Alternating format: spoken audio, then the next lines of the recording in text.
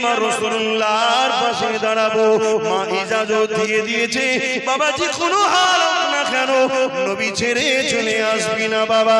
ইয়া রাসূলুল্লাহ হাবিবাল্লাহ, আপনি যদি যান আপনার সঙ্গে যাব, আর আপনি যদি না যান আমাদেরকে বেরিয়ে দেবেন না, আমাদেরকে ফিরিয়ে দেবেন না। এ যুবকেরা ঈমান কোথায়? ঈমান কোথায়? ঈমান কোথায়? কিসের মুহাম্মদ দেখাও, কিসের নবীর উম্মত দাবি করো, কিসের মুসলমান দাবি করো? হ্যাঁ দুনিয়ায় তুমি মরলে জানাজা হবে, হ্যাঁ দুনিয়ায় মরলে তোমার জানাজাতে কোনো পীর সাহেব পীরজাদাও আসবে, হ্যাঁ তুমি মরলে হয়তো মানুষ মুসলমান কোন মনে করে জানাজায় দাঁড়াবে, কিন্তু মনে রাখবে মিনহা খালাকনাকুম ওয়া ফিহা নুঈদুকুম ওয়া মিনহা নুখরিজুকুম তারাতান উখরা বলে যখন মাটি দিয়ে চলে যাবে, ওই কবরটা তোমার জন্য জাহান্নামের একটা গর্ত হয়ে যাবে। কেননা জীবনে তুমি আল্লাহ দ্বীনের জন্য কি করেছো বলো? আজকে আমরা সহজ ইসলাম পেয়েছি, সহজে মসজিদ পেয়েছি, সহজে মাদ্রাসা পেয়েছি, সহজে কোরআন পেয়েছি, তাই আজকে আমাদের মসজিদ মাদ্রাসার উপরে দরদ নাই, আমাদের মসজিদ মাদ্রাসার উপরে কোনো খেয়ালই না।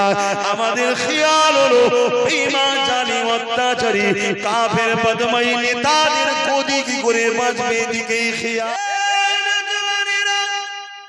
আল্লাহ পাক আমার নবী পাককে সবার আগে তৈরি করেছে। আমার আল্লাহ পাক আমার নবী পাকের নূর মোবারক থেকে পুরো কায়নাতকে তৈরি করেছে। মনে রেখে দেবেন, হযরতে জিবরাইল আলাইহিস সালাম আমার নবী পাকের দরবারে একবার আসলেন। এক তারিখে আসার সময় আমার নবী জিজ্ঞাসা করেছিলেন, ও হযরতে জিবরাইল আপনার বয়সটা কত? হযরতে জিবরাইল আলাইহিস সালাম বললেন, হুজুর এমনি ভাবে তো আমি বলতে পারবো না, তবে হ্যাঁ একটা নমুনা আপনাকে বলতে পারি। আল্লাহ যখন আমাকে বানিয়েছিল কোনো কিছুই আল্লাহ পাকের ছিল না, শুধুমাত্র আল্লাহ পাকের আরশ ছিল। ওই আরশের নিচে একটা নূরের পর্দা ছিল, ওই পর্দার নিচে আমাকে আল্লাহ থাকতে দিয়েছিল। আমি জিবরাইল যখন চোখটা খুলেছিলাম, ওই পর্দা দিকে যখন নজরটা পড়লো, আমি জিবরাইল অবাক হয়ে গেলাম।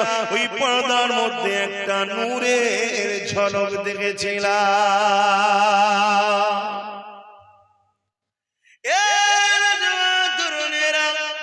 হযরতে জিবরাইল আলাইহিস সালাম আমার নবী পাককে বলতে লাগলেন, এ আমার রাসূলুল্লাহ, ওই তারাটাকে দেখার পরে আমি জিবরাইল ওই তারাটার বড় দিবানা হয়ে গেলাম। ওই তারাটাকে বড় দেখার জন্য তামান্না জাগলো, ওই নূরটার দর্শনের জন্য বড় বেচैन হয়ে উঠলাম। কি এমন যেন আকর্ষণ রয়েছে, আমি দেখার জন্য বড় পেরেশান হতে লাগলাম। ইন্তজার করতে করতে একদিন, দুদিন, এক বছর, 2 বছর এমন করে যেতে যেতে 70,000 বছর কেটে গেল। ইয়া রাসূলুল্লাহ হাবিবাল্লাহ, তারপরে আবার একবার ওই নূরের চমক দেখতে পেলাম।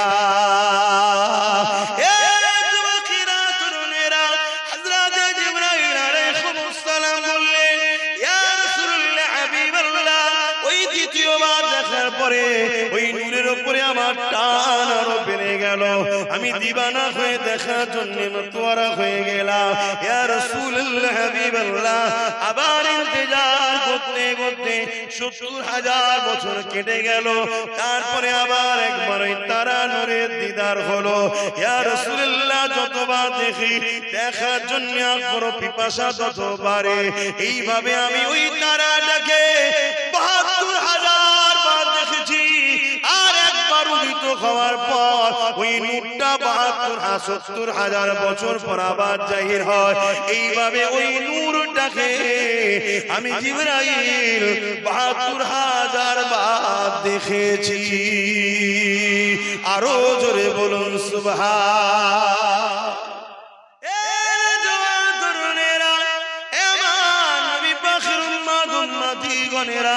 আল্লাহ নবীকে মুহাব্বত করে ভালোবাসে, পিয়ার করে। আমার রাসূলুল্লাহ শান মর্যাদা আল্লাহ কতটা দিয়েছেন শোনেন। আমার নবী পাক দুনিয়ার জমিনে কিভাবে এসেছিল সবই আপনারা জানেন। তবে এমন করে তবকার পর তবকা আস্তে আস্তে আস্তে আস্তে আমার নবী পাক দুনিয়ার জমিনে তালিবের পেছনাতে আমার নবী নূর চলে আসলো। যে সময় দাদার পেছনাতে নবী মুহাম্মদ রাসূলের নূর ছিল, ওই পিরিয়ডে পৃথিবীর জমিনে একটা রাজা ছিল, যে বড় অহংকারী রাজা, সে বড় ক্ষমতাশালী রাজা। সে অহংকার দেখিয়ে আল্লাহর কাবা শরীফকে ভাঙা স্বপ্ন দেখেছিল।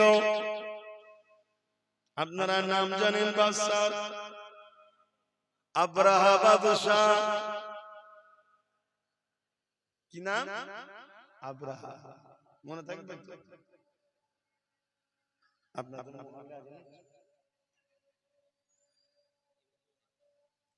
আব্রাহা বাদশাহ, কথা বুঝে আসছে? এটা অন্য এই বাদশাহ সে বিশাল সৈন্য তৈরি করেছে। কি জন্যে? আল্লাহর ঘর কাবাকে ভেঙে ফেলবে। আজকে আমার জালিম বিশ্ব জুড়ে ঘুরছে না, ঘরে নেই আল্লাহর ঘরগুলোকে অপমান করার জন্য।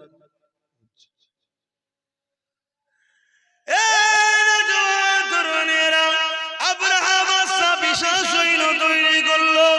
নাজ্জাশী বাদশাহ গায়ে চিড়ি দিয়ে ওখান থেকে সৈন্য নিয়ে এসে এমন করে বিশাল কাফেলা নিয়ে আল্লাহর ঘর কাবা শরীফকে ভাঙার জন্য আগিয়ে আসতে লেগেছে।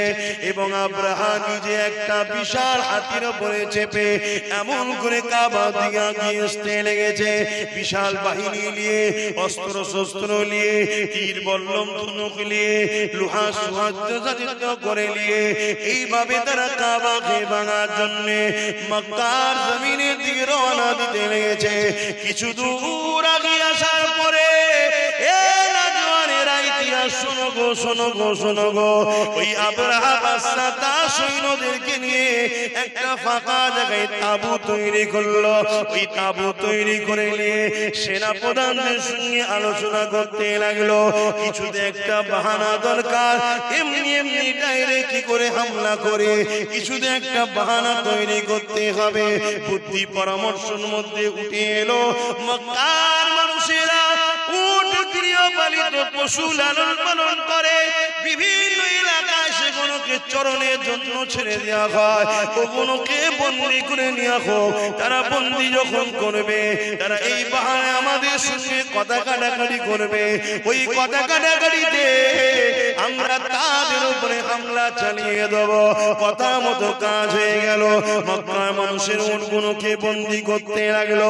ওই বন্দির মধ্যে আল্লাহ নবীর দাদা যান হযরত আব্দুল মুত্তালিব হুজুরের 200 উট ছিল। ওই উটকেও আব্রাহা বাহিনী বন্দী করে ফেললো। কিন্তু কেন বন্দী করলো? যাতে করে তারা এসে কথা কাটাকাটি করে, এই সুযোগে আমরা লড়াইয়ের একটা রাস্তা পেয়ে যাই। যেমন আজকের আব্রাহা বড় চেষ্টা করছে, এটা বাহানা খুঁজছে, পায়ের উপরে পা দিয়ে ঝগড়া করছে না, করে না।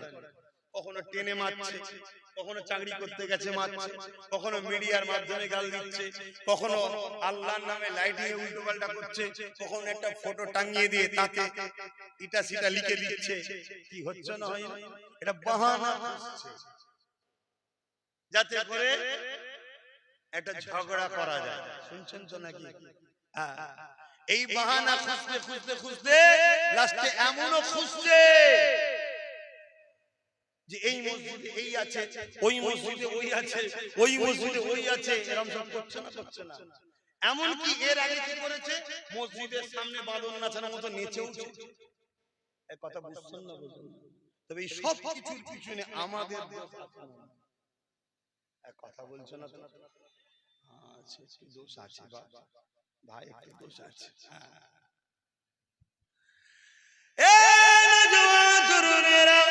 কিন্তু অবাক করা বিষয়, 200 উট বন্দী হয়ে গেল। মক্কার মানুষের অন্যদেরও উট বন্দী হয়ে গেল। কোন ভুরুক্ষেপ নেই, কেউ লোক পাঠায়নি, কেউ খোঁজ নিতেও আসেনি, কেউ কথা বলতে আসেনি। ঠিক আজকে এরকমই হয়েছে, হাজার জায়গায় মারা হয়েছে, হাজার কিছু ঘটনা ঘটছে, আমরা কোনো গুরুত্বই দিইনি। তাই পেরেশান করে যেতে লেগেছে যে কি ব্যাপার, কিছু হচ্ছে না কেন। আব্রাহা সেদিন পেরেশানে পড়ে গিয়ে লাস্টে নিজে থেকে একটা দূত পাঠিয়ে দিল। আমার রাসূলুল্লাহর মক্কা মক্কার জমিনে ওই দুধ যখন চলে আসলো, ওই দুধ এসে জিজ্ঞাসা করতে লাগলো এই মক্কার চেয়ারপারসন কে আছে, এই মক্কার দায়িত্বে মেন কে রয়েছে। আরে আমার রাসূলুল্লাহর দাদা হযরত আব্দুল মুত্তালিব, তিনি মক্কা তখন গভর্নর ছিলেন, দায়িত্বে ছিলেন, আল্লাহর কাবার রক্ষণাবেক্ষণ তিনার হাতে ছিল। তাই এমন করে লোকেরা নিয়ে গিয়ে আব্দুল মুত্তালিব হুজুরের সামনে দাঁড় করিয়ে দিল। কিন্তু তার আগে একটা ছোট্ট বিষয়, আব্দুল মুত্তালিব হুজুরের ঘরে যখন ওই দুধটা, ওই পিয়নটা যখন ঢুকতে যাবে, যে আব্দুল মুত্তালিবের মুখের দিকে নজর পড়েছে, ওই আব্রাহার পিয়নটা, আব্রাহার লোকটা, আব্রাহার বানানো দুধটা সঙ্গে সঙ্গে আব্দুল মুত্তালিব আমার রাসূলুল্লাহর দাদার কপালে পায়ের কাছে মাথা নত করে সিজদায় পড়ে যায়। আমার রাসূলুল্লাহ দাদা বলেছিলেন, বাবা তুমি মাথা তোলো, কেননা সিজদা একমাত্র আল্লাহর হবে, অন্য কারণ। রাসূলের দাদার মুখের দিকে যেই তাকিয়েছে, মাথা নত করে সিজদায় পড়ে গেল। কারণ আগেকার সময়ে রাজাদের কাছে মানুষ মাথা নত করত, শুনছেন তো নাকি? আবার নতুন করে এই সিস্টেম চালু করতে চাইছে। এই সিস্টেমের সবচেয়ে বড় বাধা হয়ে দাঁড়াচ্ছে ইসলাম। ইসলাম এক আল্লাহ ছাড়া কারো সিজদা কি ইজাজত দেয় না। অসুবিধা হচ্ছে নাকি আপনাদের? তোমার রাসূলের দাদা কি বলেছিলেন? সিজদা একমাত্র কার? আল্লাহ। এ থেকে কি বুঝে যাচ্ছে? রাসূলের দাদা বলুন ইসলামের উপরেই ছিল, জোরে বলুন সুবহানাল্লাহ। দ্বীনে ইব্রাহিমে ছিলেন, জোরে বলুন সুবহানাল্লাহ। তখন ইব্রাহিম নবীর দ্বীনের উপরে কায়েম ছিলেন। কথা বুঝা? কিন্তু আজ আমাদের কাছে সমাজে কিছু কথা শেখানো হয়, সে কথা হলো কি, যে রাসূল পাক সাল্লাল্লাহু আলাইহি সাল্লামের আব্বা আম্মা জান্নাতি না জাহান্নামী। প্রশ্ন করা হয় না, হয় না? এই এক চক্রান্ত আমাদেরকে যারা মিটাতে চাই, তাদেরই অর্থে চলা মুনাফিক দালাল উলামাদের। কথা বুঝা? আরে আমার নবীর দাদা যদি এক আল্লাহ মাননেওয়ালা হয়, তিনার নবীর দাদার ছেলে হযরত আব্দুল্লাহ আমার নবীর আব্বাজান, তিনিও ইসলাম ও আম্মা আমিনা ইসলামের উপরে ছিলেন, জোরে বলুন সুবহানাল্লাহ। আমি বুঝাতে পারছি? আমরা অনেকে মনে করি ইসলাম আমার নবী থেকে শুরু হয়েছে। না, ইসলাম বাপ আদম থেকে শুরু। আমার নবী কমপ্লিট করে সিল মোহর করে দিয়ে গেছে, জোরে বলুন সুবহানাল্লাহ। বাবেরা নওজওয়ানেরা ওই জায়গাতে আসি, আমার নবী পাকের দাদার কপালে তখন আমার নবী পাকের নূর মুবারক রক্ষিত ছিল। আমার নবী পাকের নূরের চমকেতে এমন করে আব্রাহা বাদশাহ সেনাপ্রধান এবং তিনার উজি সিজদাতে পড়ে যেতে লাগলো। অনেক বড় কথা এমন করে বলতে লাগলো, এ আব্রাহা বাদশাহ বলতে লেগেছে, এ মক্কার গভর্নর, এ মক্কার দায়িত্বে যিনি রয়েছেন আব্দুল মুত্তালিব, আমাকে আব্রাহা বাদশাহ পাঠিয়েছে এমন করে মক্কার উপরে হামলা করবে। আমাদের লক্ষ্য কাবা ঘরকে ভেঙে দিয়া তোমাদের সঙ্গে কোনো লড়াই করা নাই, তোমরা সাইড হয়ে যাও, সাইড হয়ে যাও, আমরা আসবো কাবাকে ভাঙবো আর চলে যাব, এটাই হলো আমাদের লক্ষ্য। আমার রাসূলুল্লাহ দাদা কি উত্তর দিয়েছিলেন শোনো, তোমার বাদশা আব্রাহাকে যে বলকে যাও আমার 200 উটকে বন্দী করেছে, ওই 200 উটের মালিক আমি, আমার 200 ইট আমাকে ফিরিয়ে দিতে বলো। কাবার মালিক যিনি, তিনি তিনার ঘর দেখে নেবে। আরো জোরে বলুন সুবহান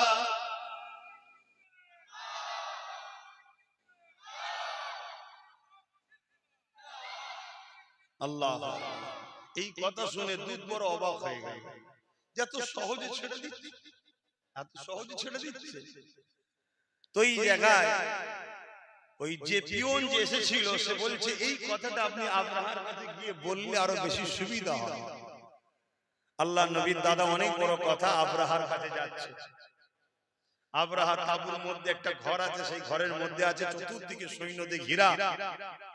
কথা বুঝে আসছে? তো এই দুধ যে পিওন এসেছিল সে বলছে আপনি একটু বাইরে দাঁড়ান, আমি ভেতরে গিয়ে রাজা মশাইকে আপনার সম্বন্ধে একটু জানাই, জানিয়ে এসে আপনাকে নিয়ে যাব। তা ওই আব্রাহার যে পিওন ছিল সে গিয়ে আব্রাহাকে বলতে লেগেছে, আরে যিনি আসছে ইনি মক্কা সর্দার এবং ইনার মধ্যে কিছু বাত আছে, একটু সাবধানে আপনি কথা বলবেন। এই রাসূলের দাদা তারিফ শুনে না আব্রাহা বড় অহংকারী ছিল, সে রেগে গেছে। আরে তুমি আমার খাও, ওর প্রশংসা করো, ওর গুণ গাও, ডাকো ডাকো, আমি পৃথিবীর সবথেকে শক্তিশালী রাজা, আমি যে কোনো দেশ, যে কোনো মুলক, যে কোনো জায়গাকে আমি যে কোনো সময় কব্জা করে নিতে পারি, আর তুমি আমাকে একটা সামান্য ব্যক্তির সম্বন্ধে তুমি কি শোনাচ্ছ? হায় রে বোকা, সে তো জানে না যে কাকে ডেকেছে। যখন আমার নবীর দাদা ঘরে ঢুকছে আর ওই জালিম অত্যাচারী আব্রাহা যেই নবীর দাদার দিকে তাকিয়েছে, নূরে মোহাম্মদ রাসূলের এতে নজর পড়েছে, উঠে দাঁড়াতে লেগেছে। জোরে বলুন সুবহানাল্লাহ, আরো জোরে বলবেন না সুবহানাল্লাহ। আমি আগে বললাম না, দিলে হুজুর রাখেন, জালিম যত বড়ই হোক সে আপনাকে দেখে সম্মান করবে, ঘাবড়ে যায়। কথা কিছু মাথায় ঢুকছে?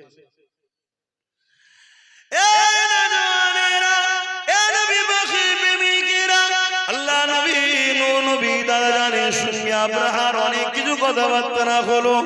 কথাবার্তা হওয়ার পরে একটাই জায়গায় দাঁড়ালো। আল্লাহ নবী দাদা বলতে লাগলো, আমি উটের মালিক, আমাকে উট দিন, আমি চলে যাব। কাবার মালিক যিনি, তিনি কাবা দেখে নেবে।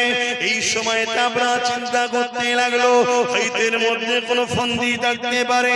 তাই সেনা প্রধানকে ডেকে বলল, যাও এই আব্দুল মুতালিব সাহেবকে নিয়ে গিয়ে আমার বিশাল সৈন্য বাহিনীটাকে একটু দেখিয়ে দাও। যদিও গোপনে গোপনে প্ল্যান রাখে, আমার বাহিনী দেখো যেন ঘাবড়ে যায়। এ যুবকেরা, তরুণেরা, ওই সময় যে সৈন্যদের মধ্যে দেখে ওই বাহিনীর মধ্যে একটা বড় হাতি ছিল, যে হাতির উপরে আব্রাহা বাদশা বসে এসেছে। বিশাল বড় জঙ্গলি হাতি, যার গর্জনে মানুষ অজ্ঞান হয়ে মারা যায়। স্পেশাল করে আব্রাহা বলল, আমার সওয়ারি হাতিটাকে দেখাবে। আল্লাহ নবীর দাদাকে যখন ওই হাতির সামনে নিয়ে যাওয়া হয়, মন দিয়ে শুনুন, হাতি ওই দিকে মুখ করেছিল, পিছন দিক দিয়ে রাসূলের দাদাকে নিয়ে যাওয়া হচ্ছে। এমন করে কোনো এক সময় যখন হাতি এই দিকে ঘুরেছে, যখনই ঘুরেছে আমার নবীর দাদার দিকে নজর পড়েছে। হাতি তার ক্ষমতা অনুযায়ী তার ছুটের মতো জোরে জোরে হেঁটে এসে নিজের সোর আর মাথা দিয়ে আমার নবীর দাদাকে সিজদায় পড়ে যায়। আরো জোরে বলুন সুবহান। প্রধান তো দেখি অবাক, এ কি হলো, আমি কি দেখাতে নিয়ে এসেছি, কি দেখছি? আরে তোদের কপালে তো নাই যা দেখার, হাতি দেখে নিয়েছে। যেখানে গেলে বিপদ আছে, কথা বুঝে আসছে? পরের দিন অনেক বড় কথা, পরের দিন সমস্ত জীব জন্তুকে নিয়ে যাওয়া হচ্ছে। ওই হাতিকে কোনোভাবে কিন্তু আর রাজি করতে পারে না, কেন ও দেখেছে রাসূলের দাদার কপালে নূরে মুহাম্মদ রাসূল রয়েছে। কথা বুঝে আসছে? লাস্টকে বাদ দিয়ে লড়াই গেল, অনেক বড় কথা। আল্লাহ আবাবিল পাখি পাঠালো, আপনারা সবাই জানেন। সেই পাখি মুখে করে ডানা করে একটা করে পাথর ছেড়ে ছেড়ে ছেড়ে ছেড়ে এমন করে পুরো আব্রাহা ও তার সৈন্য সামন্তরকে আল্লাহ ধ্বংস করে দিয়েছিলেন। বলুন সুবহানাল্লাহ। আসুন আমরা ঈমানের দিকে মজবুত হই, আল্লাহ সাহায্য আসবে। আজকে যত আব্রাহা চালা আছে এদের উপর আল্লাহর লানত আসবে, আযাব আসবে, এরাও ধ্বংস হয়ে যাবে। কিন্তু আমাদেরকে পরিবর্তন হতে হবে, আমাদেরকে পরিবর্তন হতে হবে। আল্লাহ আমাদেরকে রাসূলের প্রেম ভালোবাসা আমাদের অন্তরে ভরিয়ে দেন। জোরে বলুন সুবহানাল্লাহ। মনে রাখবেন, আজ এত সাহস ধরার পিছনেও একদল মুনাফিক রয়েছে। শুনছেন না? শোনেন না? একদল আছে। আপনি আমাকে ছোট বলে কথাকে অবজ্ঞা করবেন না, অবজ্ঞা করবেন না। মনে রাখবেন, আমরা একটা মসজিদকে হারিয়েছি, জানেন তো নাকি? কি নাম জানো? কত তারিখে জানো? বলো। 6 তারিখে একটা মসজিদকে কিন্তু আমরা হারিয়েছি। কি হারিয়েছি না হারাইনি? পৃথিবীতে যুগে যুগে যতদিন বাঁচবেন নিজের ছেলেকে বলবেন, বাবারা শোনো, আমার আল্লাহ ঘরকে মিথ্যা ইলজাম দিয়ে জালিমরা চক্রান্ত করে মসজিদকে শহীদ করে দিয়ে তাকে খনন করে হাজারো চেষ্টা করেছে, অন্য কিচ্ছু প্রমাণ পাওয়া যায় না। প্রমাণ পাওয়া গেছে ওখানে 500 বছরেরই মসজিদ ছিল, তার আগে কিছু ছিল না। জোরে বলুন সুবহানাল্লাহ। তারপরও জোর করে নিয়েছে। আর আমাদের সমাজের একদল গাদ্দার ছিল, তারা ভেতরে ভেতরে সেটিং করে কেসকে উইথড্র করে নিয়েছে। কথা মাথায় ঢুকছে? হ্যাঁ, আমার কথা মিলিয়ে দেখবে, একটু সার্চ করুন। বাপেরা, নওজোয়ান তরুণেরা, এই দুনিয়া আমাদের জন্য চিরস্থায়ী নয়, চলে একদিন যেতে হবে। ইসলাম জুলুম করার ইজাজত দেয়নি, জুলুম করাকে হারাম করেছে, কিন্তু নিজের অধিকারকে বুঝে নেওয়াটা ইসলাম ফরজ করেছে। মনে রাখবেন, জান বাঁচানো ফরজ, নিজের অধিকারকে বুঝে নেওয়াটাও ফরজ। এ যুবকেরা, তরুণেরা, বাপেরা, ইসলাম কারো ধর্মের উপরে আঘাত দিবার ইজাজত দেয়নি, তাই কখনো দিওয়া যাবে না। কিন্তু নিজের ঐতিহ্যের উপরে কেউ জুলুম করলে সেখানে প্রতিরোধ করে তোলার ইজাজত ইসলাম দিয়েছে। এ যুবকেরা, তরুণেরা, আজ আমি জানতে চাইছি, আজ আমরা এত হবার পরও, আজ আমরা এত লাঞ্ছিত, এত বঞ্চিত হওয়ার কারণটা কি? যেদিন মাত্র 313 জন ছিল, বদরের জমিনে 1000-এর উপরে সৈন্য নিয়ে অত্যাচারী শাসক আবু জেহেল, উতবা, সাইবা, আবু লাহাবরা এগিয়ে এসেছিল মদিনার উপরে হামলা করবে বলে, মদিনার নিরীহ বাচ্চাদেরকে হত্যা করবে বলে, মদিনার মায়েদের উপরে জুলুম করবে বলে, মদিনাকে ধ্বংস করে দিবার জন্য। এ যুবকের আল্লাহ নবী, নূর নবী, দয়ার নবী মাত্র 313 জনকে নিয়ে আগিয়ে গেলেন। কি জন্য আগিয়ে গেলেন? বাবারা, ওরা যদি মদিনায় ঢুকে পড়ে বিশৃঙ্খলা তৈরি করবে। মদিনার বাচ্চারা রয়েছে, মদিনার বুড়োরা রয়েছে, মদিনায় নারীরা রয়েছে, ওদেরকে মদিনায় ঢোকার আগে ওদেরকে ওখানে রুকে বুঝাবো, কথা বলবো, আলোচনা ওখানে হবে। চলো বাবা। এই যুবকেরা, তরুণেরা, যেতে যেতে যেতে বদর নামক স্থান একটা দেখা গেল। সেই জায়গাতে অলরেডি ওরা পৌঁছে গেছে। আল্লাহ নবী দিক থেকে রওনা দিলেন। আবু জেহেলের দিকে রয়েছে 1000-এর উপরে, তাদের হাতে অস্ত্র রয়েছে, তরোয়াল রয়েছে, তীর রয়েছে, বল্লম রয়েছে।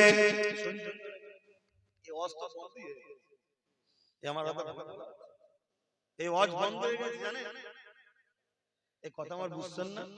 এই ওয়াজ কেন হয় না?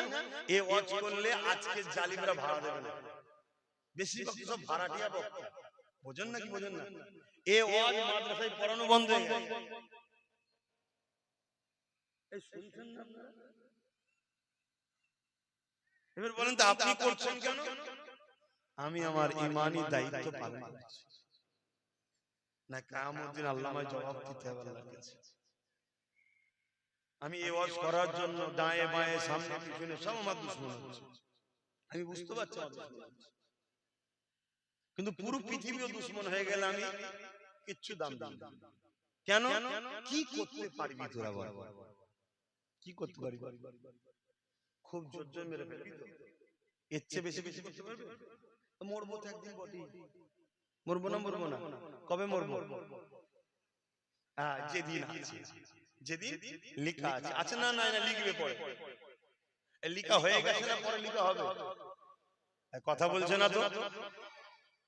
লেখা আছে না, লিখবে। এই লেখা চেঞ্জ হবে। ঈমান আর গাদ্দার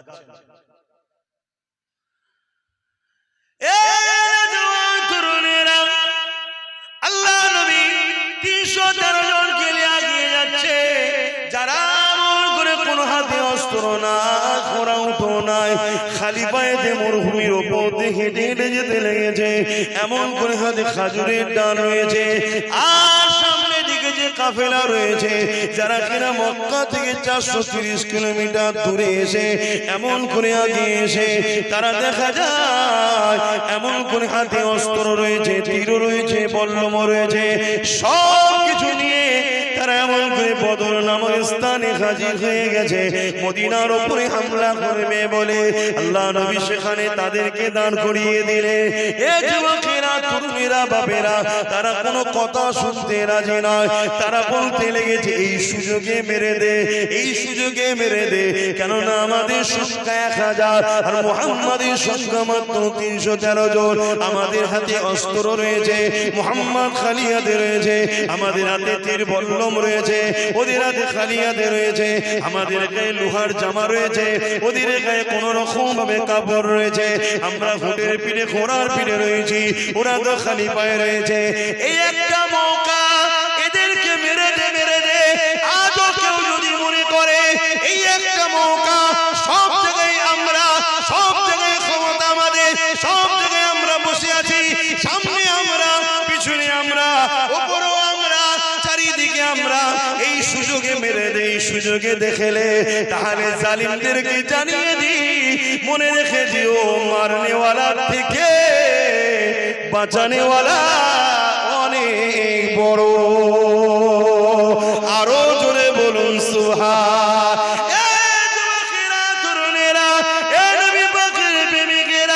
আমাদের অন্যায়টা কোথায় হয়েছে? আমরা সব হাত খালি করে দিয়েছি, যা ছিল একে ওকে তাকে দিয়ে দিয়ে শেষ করে দিয়েছি। কখনো একবারও ভাবলাম না নিজের বাচ্চার ভবিষ্যতের কথা, কখনো একবার ভাবলাম না নিজের মসজিদ মাদ্রাসার কথা, কখনো একবার ভাবলাম না নিজের ঐতিহ্যের কথা, কখনো একবার ভাবলাম না নিজের ভবিষ্যৎ বাচ্চাগুলোর কি হবে। আর দুনিয়া জমিনে সামান্য ভিক্ষাতে আমরা বিক্রি হতে হতে হতে আজ এমন একটা জায়গায় পৌঁছে গেছি, এ যুবকেরা, তরুণীরা, বাবেরা চতুর্দিক থেকে আমাদেরকে মিটাবার জন্য চেষ্টা শুরু হয়েছে। তারপরও কিন্তু বলে যায় চিন্তার কোনো কারণ নেই, শুধু রোডটা চেঞ্জ করে আমার রাসূলুল্লাহর কদমে নিজেকে জুড়ে দাও। মুস্তাফার গোলামের জন্য হাসবুনাল্লাহু ওয়া নি'মাল ওয়াকিল, আমার আল্লাহ যথেষ্ট। আরো জোরে বলুন সুবহান। নিবার হয় না, না নিবার হয় না, আমি তো ডিউটি পালন করছি বাপ, আল্লাহর কাছে ধরা না পড়ে যায়, ডিউটি পালন করছি, আগেও করেছি আজও করছি, নিবার হয় না, না নিবার হয় না।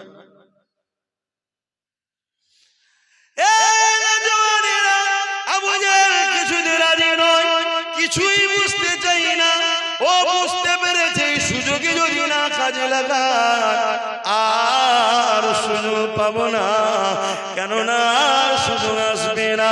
তাই আবু জাহেল রেডি হয়ে গেল, আর আমার রাসূলুল্লাহ আসমানের দিকে মুখটা তুলে বলতে লেগেছে আল্লাহ আপনি যথেষ্ট।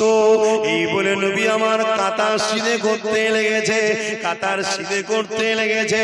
এ যুবকেরা, তরুণেরা, যেমন একজন সেনা কমান্ডারের কাজ, ওই নেতৃত্ব রাসূল দিয়ে সোজা করতে লেগেছে। ওই কাতার দেখতে দেখতে দেখা যায় ওই কাতারে দুজন ছোট ছোট বাচ্চা রয়েছে, একজনের নাম মাস আর একজনের নাম মুআজ। এই দুটো বাচ্চাকে দেখে আল্লাহ নবী দাঁড়িয়ে গেলে, বাবারা তোমরা এখানে কি করছো বাবা? এটা কোনো খেলা করার মাঠ নয় বাবা, যাও মায়ের কাছে ফিরে যাও বাবা, এ ময়দান থেকে চলে যাও বাবা। জালিমদের আজ কত অস্ত্র শস্ত্র রয়েছে বাবা, তোমার মা বড় কষ্ট পাবে বাবা, ঘরের ছেলে ঘরে ফিরে চলে যাও। বাচ্চা দুটো কাঁদতে শুরু করে দিল, ইয়া রাসূলুল্লাহ,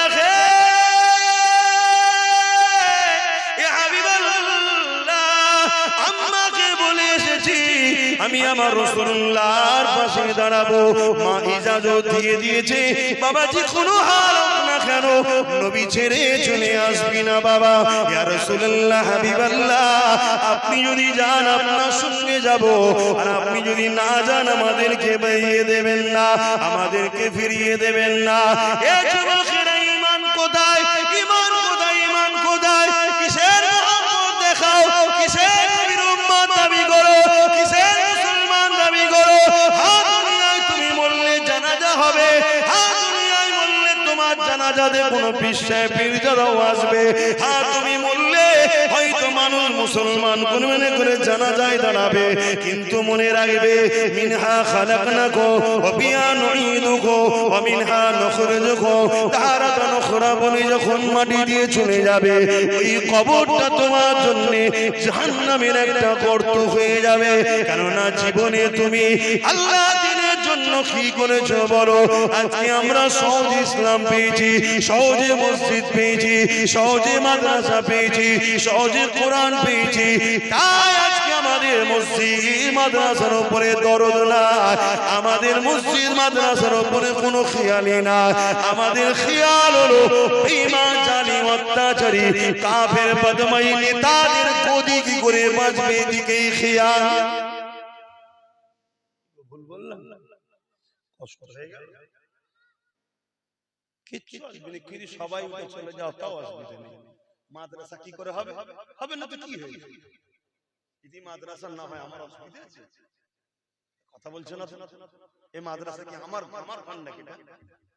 আমার পেরেশান, আমার ঘর হবে না, আমি থাকবো কোথায়, শোবো কোথায়? এ তো আল্লাহর দ্বীনের শিক্ষা দিবার ঘর, এ তো রাসূলুল্লাহর ঘর। তা আল্লাহর দ্বীনের শিক্ষা দিবার ঘর আমি কি করতে পারি? এ তো আল্লাহ করায়, আমার দ্বারা, তোমার দ্বারা, ওর দ্বারা, ওর দ্বারা আল্লাহ করিয়ে নেয়। জোরে বলুন সুবহানাল্লাহ। যার কপাল ভালো হয় সে ফিরে থাকে। এই শুনছেন কি বলছি? আজকে আমাদের ঈমান কোথায়?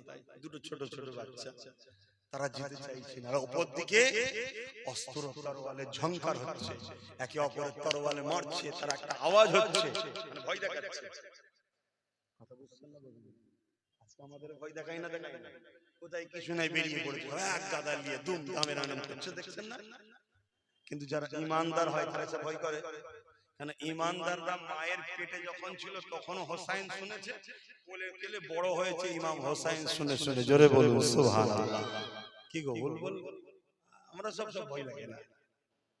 হ্যাঁ, যাদের ঈমান দুর্বল হয়ে গেছে তারা কি হবে, কি হবে, কি হবে, সব কি হবে, চলো ওদের সঙ্গে না মিশে থাকলে হয়, যা 2-500 পেয়েছি ওই ঠিক আছে, আজকাল মেরে ফেলবে, কোনো দরকার নেই বাবা, এই ছয় এর সাথে থাকি হয়তো বেঁচিয়ে দেবে।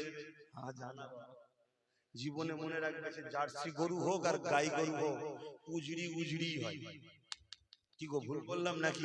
তুমি যতবার চাই দিয়ে ধো, পরিষ্কার করো, আর করো, রান্না করে যখন দেবে, কি এটা ভাই কথা কিছু মাথায় ঢুকলো আমি কি বলছি? হ্যাঁ, বুঝার হয় বুঝে নাও, না বুঝার হলে আর কি বুঝাবো বল? কোদাল দিয়ে যখন কবরে দিয়ে আসবে ফেরেশতা দিয়ে আল্লাহ বুঝিয়ে দেবে ওখানে বলদারে যা।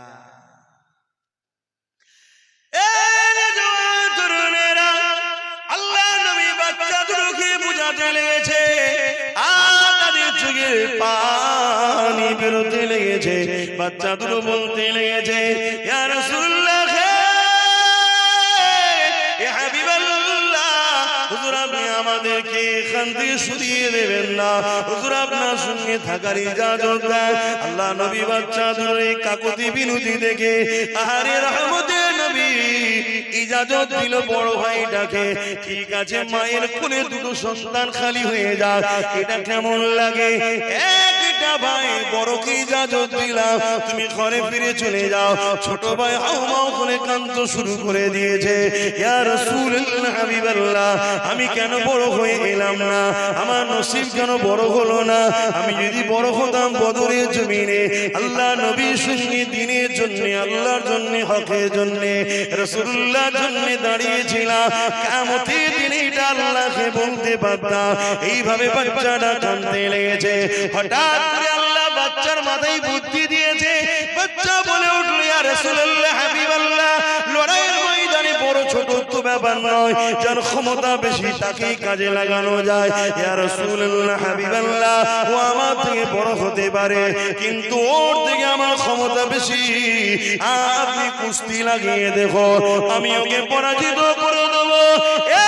যুবকেরা, তরুণেরা, এই যে নেশা, এই যে কান্না, এই যে রাসূলুল্লাহর সঙ্গে থাকার ইচ্ছা একটা, যদি আমি নবীর কাতারে দাঁড়িয়ে আর জালিমদের তরবারে আমার দর থেকে কল্লাটা আলাদা হয়ে যায়, কত সুন্দর না হবে?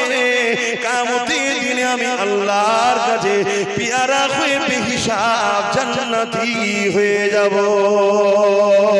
আরো জোরে বলুন সুবহান। এটাই নেশা তো নাকি? আরে কথা বলো, এটাই নেশা। আর আমাদের নেশা, আমাদের এই নেশা আছে? আমাদের জান লাগলে, মাল লাগলে আমরা অন্য জায়গায় খরচ করি, অন্য জায়গায় দিচ্ছি, দিনই কি দিচ্ছি, কিন্তু আমরা হকের পক্ষে থাকতে পারছি না। কেন? এর কারণ ওই বললাম, আমরা গুস্তাখে রাসূল হয়ে গেছি, বিয়াদবে রাসূল হয়ে গেছি, তাই আল্লাহ আমাদেরকে নিচ্ছে না, আল্লাহ নিচ্ছেন না। মনে রাখবেন, যদি কেউ মনে করে আমরা না হলে ইসলাম চলবে না, আমি ওই মুসলমানকে জানাই তোমার ইসলাম সম্বন্ধে ধারণাই নাই, ধারণাই নাই। আল্লাহ তোমাকে নিয়ামত দিয়েছে, নিয়ামতের কদর যদি করতে না পারো, আল্লাহ কেড়ে নিয়ে অন্যজনের হাতে তুলে দেবে, অন্যজনের হাতে দিয়ে দেবে। দেখো না, যে বাবরি মসজিদে প্রথম আঘাত করেছিল তাকেই আল্লাহ কালেমা পড়ালো, তার হাতে 100-এর উপরে মসজিদ আল্লাহ বানিয়ে নিল। জোরে বলুন সুবহানাল্লাহ। আরো জোরে বলবেন না সুবহানাল্লাহ? নারে দিবে। ইসলামের জন্য আমাদেরকে এগিয়ে আসা দরকার আছে না? কিন্তু আমরা কোথায়, আমরা কোথায় আমার জানা নাই। আল্লাহ কালাম মাহফিলে তো অনেক মানুষ এসেছে, আমার মনে হয় এরপরও প্রচুর মানুষ এখনো মানে এই দিক দিয়ে আড্ডা দিচ্ছে, আমার মনে হচ্ছে ধারণা। তাহলে বলুন আমরা কোথায়? হযরত মাজার মুআদ দুই ভাই আজ থেকে 1450 বছর আগে আল্লাহর জন্য, রাসূলের জন্য, দ্বীনের জন্য যে সংগ্রাম, যে কুরবান দেখিয়েছিল, আজ আমাকে সেই আলোচনা করতে হচ্ছে। কেননা তিনি আল্লাহর পেয়ারা হয়েছে, তিনারা নবীর পেয়ারা হয়েছে। এই যুবকেরা, তরুণেরা, বাপেরা, দুই ভাইতে কুস্তি লড়াই শুরু হয়ে গেল। ছোট ভাই বড় ভাইকে বলতে লেগেছে, ভাই আপনি তো বড়, আপনার সঙ্গে আমি কি করে পারি, কিন্তু আমার মাথায় এসেছে আপনি যদি ইচ্ছা করে একটু পরাজিত হয়ে যান, আপনি বড় হিসাবে চান্স পেয়েছেন, আর আমি ক্ষমতা আছে বলে চান্স পেয়ে যাব, আপনিও জান্নাতি হয়ে যাবেন, আমিও জান্নাতি হয়ে যাব। ভাই আপনি কি রাজি? এতে নয়। এ যুবকেরা, তরুণেরা, বাপেরা, কথা মতো কাজ হয়ে গেল।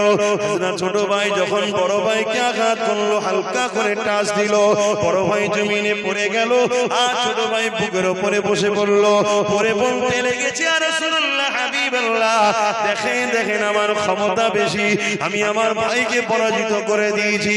আল্লাহ নবী মুচকি হাসলেন, নবী আমার সবই তো বুঝতে পারলেন। আল্লাহ নবী এদের ভালোবাসা দেখে আসমানের দিকে দুটো হাত তুলে বলতে লেগেছে, আল্লাহ এদের উপরে আমি রাসূলুল্লাহ রাজি হয়ে গেছি, আপনি রাজি হয়ে যান। আমার আল্লাহ আওয়াজ দিয়ে দিলে, হে আমার হাবিব রে, আজ বদরের ময়দানে আপনার পাশে যারা দাঁড়িয়েছে, আমি আল্লাহ তাদের আগে পিছু সমস্ত গুনাহ মাফ করে দিয়ে জান্নাতি ঘোষণা দিলাম। এ যুবকেরা, তরুণেরা, এ নবী পাকের প্রেমিকেরা, অত সহজ নয় গো জান্নাত যাওয়া, অত সহজ নয় গো ঈমান, অত সহজ নয় গো মুহাব্বত বলা। হ্যাঁ, সহজে মুখ দিয়ে বলা যায়, ইয়া রাসূলুল্লাহ আপনাকে ভালোবাসি, ইয়া হাবিবাল্লাহ আপনাকে ভালোবাসি, ইয়া রাসূলুল্লাহ আপনাকে মহব্বত করি, এটা বলা অনেক সহজ ব্যাপার, কিন্তু হাকিকাতে মহব্বত দেখানো অতটা সহজ নয়। আজ আল্লাহ আমাদেরকে পরীক্ষা নিতে শুরু করেছে। এ যুবকেরা, তরুণেরা, সেদিন সাহাবাদের পরীক্ষা ছিল, ওই পরীক্ষাতে সাহাবারা কেমন ভাবে কামিয়াবি হয়েছে। এ যুবকেরা, তরুণেরা, এই বিশাল লড়াই শুরু হয়ে গেল। 313 জন, তিনাদের হাতে কিছুই ছিল না, তথাপি আল্লাহ নবী নূর নবীর সাথে সাথ দিল। আল্লাহ পাক ফেরেশতা পাঠিয়ে এই 313 জন অল্প সংখ্যক হাত খালিওয়ালা লোকগুলোকে অস্ত্রধারী জালিমদের কাছে আমার আল্লাহ পাক কামিয়াবি দিয়ে দিয়েছিলেন। আরো জোরে বলুন সুবহান। সেই আল্লাহ আজও আছে না নাই? ক্ষমতা কমে গেছে নাকি? আমি সবাইকে জিজ্ঞেস করছি, পিছনের ভাইয়ের আমার উপরে কিছু বেজার নাকি? একটু সরাসরি দেন, ক্ষমতা আছে না? তাহলে সেই আল্লাহর ভরসায় হকের পক্ষে দাঁড়াতে আমাদের আপত্তি আছে কি গো? আমার দিলে তোমার দিলে নবীর প্রেম ভালোবাসা ভরাতে হবে, জান মাল নবীর রাস্তায় আল্লাহর রাস্তায় কুরবানি করতে হবে, তবেই তো আমরা কামিয়াবি হব, আল্লাহ সাহায্য পাবো। কখনো যদি প্রয়োজন হয় এই কামিয়াবিতে নিজেদের জান মাল কুরবান করতে, আমরা কি পিছপা হয়ে যাব? একটু আল্লাহকে সাক্ষী রেখে বলেন পারবো তো নাকি? মারহাবা, নারে তাকবীর, নারে দিবেন, নারে দিবেন। আরে আমি ছোট করে একটু টিপে দেখবো 20টা লোক বলেন তো দেখি মাদ্রাসা নবীর ঘরে 5000 টাকা দিতে পারবে? দেখি এনতে 20টা লোক পারবে কি? মহব্বত তো অনেক আছে বাপ, আমি সবই জানি, কিন্তু পরীক্ষা তো দিতে হয়। যে মাদ্রাসাকে আজ মেটাতে চাইছে আমি এই মাদ্রাসাকে তৈরি করব, তার জন্য 5000 টাকা দেবো। এখন থেকে এখন না হয় পরে দিয়ে দেবেন, বেশি দেরি করবেন না, কেন কাজ শুরু হবে। বলুন 5000 টাকা 20টা মানুষ, বলুন কে কে দেখি হাত তুলে, দেখি হাতগুলো একটু গুনেলি, একটু হাতটা তুলবেন, গুনবো, হাতটা তুলবেন, একটা লম্বা করে হাত তুলে রাখুন, আমি গুনবো, তো 20টা হাত গুনবো, গুনে জলসা করব। এখানে বসে বসে লেখালেখি সিস্টেম নেই। হাতটা তুলুন, একটা, দুটো, তিনটে, চারটে, আর কই 5টা, আপনিও দেবেন, 6টা হয়েছে, 6টা হয়েছে, হাত নাবান। আচ্ছা কমসে কম 10টাই হোক। 6টার মধ্যে 7 নম্বরে কে আছে? 6টা হয়ে যায়, 4টে দরকার, তারপর আলোচনার দিকে যাবো, জলদি করে বলুন কি আছে। আর 4টে লোক দরকার, এই 4টের মধ্যে প্রথম কে হাত তুলে দেখি, কেউ আছে হাত তুলছে? এই 4টের মধ্যে প্রথম কে হাত তুলবে যে আমি 5000 টাকা দেবো, নবীর ঘরের ঢালাই হবে, এর জন্য আমি খরচ করব, সামনে বছরে যেন ইনশাআল্লাহ ঢালাই হয়ে যায়, আল্লাহ কবুল করে, বলুন আল্লাহুম্মা আমিন। কে আছে বলো? কি আমার উপরে যদি রাগ থেকে থাকে যায়, মাদ্রাসা ভালোবাসাই তো বলুন, রাগ আছে নাকি? আব্বাস সিদ্দিক একটু বেশি বোঝে তো বেশি বলে, অনেকের উপর আমার উপর রাগ আছে, আমি জানি, আমার কওমের লোকেদের রাগ বেশি। আবার এই 4টে মানুষ দরকার, এই 4টের মধ্যে প্রথম কে হাত তুলবে? হ্যাঁ হ্যাঁ, তাহলে আর 4টে লোকের, এতগুলো লোকের মধ্যে মাত্র 10টা লোকই হচ্ছে না যে আমরা 5000 টাকা নবীর ঘরে দেবো, নামটা লিখে নেন, নগদ থেকে নগদ দেন, একটু বলেন। আর 4টে আছে? দরুদ শরীফ আল্লাহুম্মা সাল্লি আলা মাওলানা মুহাম্মদ ওয়া আলি। কে আছে একটু বলেন? 4টে ভাই লাগবে আমার, কি বাপ 4 জন দেন। কত ছেলের পিছনে খরচ করছেন, ভালো জিনিস, কিন্তু নবীর ঘরে তো একটু খরচ করেন, নবীর পিছনে একটু খরচ করেন, নবীর মাদ্রাসায় একটু বলবেন। কেউ হাত তুললে বলবেন যে 4টে মানুষ দরকার, এই 4টের মধ্যে প্রথম কে হাত তুলবেন? কি গো 4টে ভাই পাওয়া যাবে না? বেশি তো চাইনি, 10,000 বলিনি, 20,000 বলিনি, মাত্র বলেছি 5,000 টাকা। যারা নাম লিখছেন একটু দেখবেন, অনেকে আবার হাত তুলতে ভয় খেতে পারে, কেন এখন তো দান করেও নিরাপদ নেই, কথা বুঝে আসছে? যারা মাদ্রাসাকে মিটাতে চায় তাদের কিছু মানে কি বলে, তাদেরই দলের লোক কিছু আমাদের ঘরের মধ্যে রাখা আছে, তারা সূরাতে সকলে মুসলমান, কিন্তু আমাদের কণ্ঠকে, আমাদের বারন্তকে সবসময় পিছন থেকে রুখে রেখেছে। তারা দেখে ও মাদ্রাসাতে খরচ করছে, তার মানে মাদ্রাসা হবে, মাদ্রাসা যখন হবে চলো ওকে টার্গেট করো, ওর উপরে জুলুম করো, হাজারো জুলুম আসলো বা আপনাকে হকের পক্ষে টিকে থাকতে হবে, তবে চির শান্তি। অত সহজ নাকি? আল্লাহ কি ঠিকালে বসে আছে জান্নাত দিতে হবে? তুমি প্রেমের ইজহার করো, ভালোবাসা দেখাও, আর ভালোবাসা তো বিপদ না এলে তো বোঝা যায় না, ভালোবাসা বিপদ না এলে বোঝা যায় নাকি? সুখের দিনে কি প্রেম ভালোবাসা বোঝা যায়? একটু বিপদ এলে তখন বোঝা যায় যে ভালোবাসা আছে না গেছে। বলেন, একটু হাত তুলবেন। কে আছে? একজন মানুষ হাত তুলে বলুন যে আমি দেবো। 4 জনের মধ্যে কটা নাম হলো? তোমরা দেখো না গো কটা নাম হয়েছে? এখানে একটা লিখেছো, দুটো আছে কেন? সব মিলিয়ে কটা হলো বলো? ফোনে একজন বলেছে আল্লাহ দানকে কবুল করে, বলো আল্লাহুম্মা আমিন। 7 জন হয়েছে, তাহলে 3টে দরকার তো। এতগুলো মানুষের মধ্যে থেকে 3টে নাই, তোমরা দিচ্ছ বলেই তো হচ্ছে, এভাবেই তো করতে হবে। আর তুমি যদি বলো যে দেবো না, এই মাদ্রাসাকে এক্ষুনি 3 তলা করে দিবার লোক আছে, এক্ষুনি করে দেবে, কিন্তু সেখানে নামাজের শিক্ষা, রোজার শিক্ষা সব হবে, কিন্তু রাসূলুল্লাহর বিরুদ্ধে শেখানো হবে। বলো না এক্ষুনি করে দেওয়া হবে। কথা কিছু বুঝছেন না, বোঝেন না? ওইগুলো বেরিয়ে দুনিয়া মাই ঘুরে বেড়াবে, তারা সব আলেম ওলামা সাধারণ মানুষের কাছে যে নামাজ রোজা হজ যাকাত সব বুঝাবে, শুধু গাছের মূলটা কেটে নেবে, ঈমানটাকে কেটে নেবে। পাতা থাক, ডাল থাক, ফল থাক, সব থাক, ঈমানটা নেবে। কথা কিছু বুঝছেন না, বুঝেন না? ইও চলছে বাবা। ব্রিটেনের মাটির তলায় খ্রিস্টানদের গোপন মাদ্রাসা, তারা কোরআন হাদিসকে রিসার্চ করছে, করে কোন কোন পয়েন্টে মুসলমান শেষ হবে সেসব গুলো বার করছে তারা। আল্লাহ নবী বলেছেন একটা সময় আসবে আমার উম্মতের উপরে যেমন ক্ষুধার্ত পশুগুলো খাবারের থালির উপরে ঝাঁপিয়ে পড়ে, আমার উম্মতের মধ্যে একদল ক্ষুধার্ত পশুর নাই জালিম অত্যাচারীরা ঝাঁপিয়ে পড়বে। সাহাবা হুজুররা জিজ্ঞেস করলেন, ইয়া রাসূলুল্লাহ, হাবিবাল্লাহ, সেদিন কি আমার ভাইদের সংখ্যা কম হবে, অর্থাৎ উম্মতের? আল্লাহ নবী বললেন, না, সংখ্যা কম হবে না, অনেক হবে। তারপরও তাদের উপরে হামলা হবে কেন? আল্লাহ নবী বললেন, তাদের মধ্যে দুটো বুড়াই ঢুকে যাবে। একটা বুড়াই হলো তারা দুনিয়াকে লোভে পড়ে যাবে, দুনিয়ার লোভে পড়ে যাবে, দুনিয়ার লোভে পড়ে যাবে। আমাদের মধ্যে চিন্তা হয় 5000 টাকা খরচ হয়ে যাবে, এটা লোভ, দুনিয়ার লোভে পড়ে যাবে। দুনিয়া সামান্য ভিক্ষার জন্য আমরা জালিম অত্যাচারীদের পায়ের তলার জুতো হয়ে গেছি, এই একটা। আর দ্বিতীয় নম্বর হলো তাদের অন্তরে আল্লাহর ভয় সরে গিয়ে দুনিয়ার ভয় ঢুকে যাবে। বাবা হক কথা বলবো না, ইমামতিটা চলে যাবে। হক কথা বলবো না, মিথ্যা কেস খেতে হবে। হক কথা বলবো না, জেলে চলে যেতে হবে।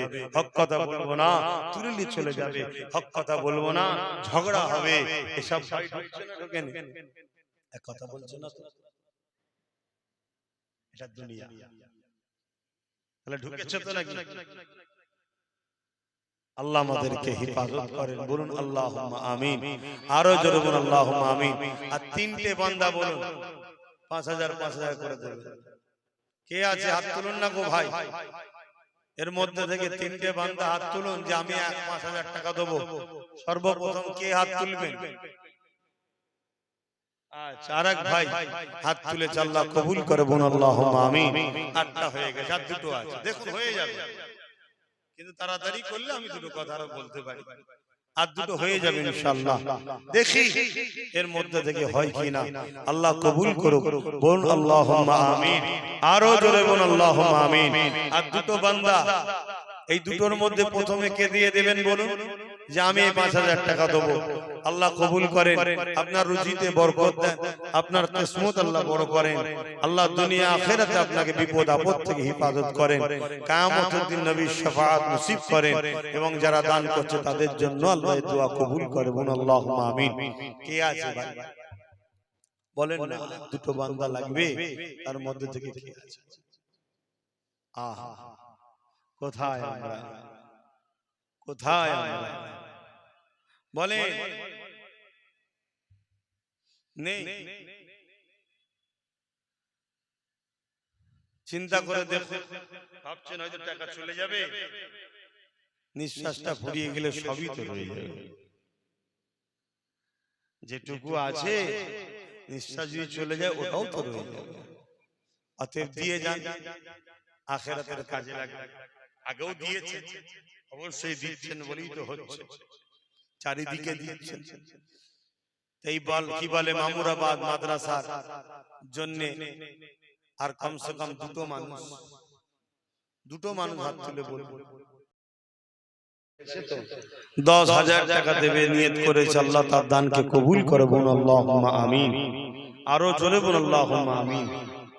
আর একজন হামাদামাত আমার লালটু ভাই, সে 20,000 টাকা দেবে। আল্লাহ দানকে কবুল করে, বলুন আল্লাহুম্মা আমিন। আল্লাহ ভাইদের রুজিতে কারবার ব্যবসা বাণিজ্য বরকত দেন, বলুন আল্লাহুম্মা আমিন। আপনারা কি প্রতিজ্ঞা করেছেন না কেউ বলেছে দান করলে বিপদ আছে?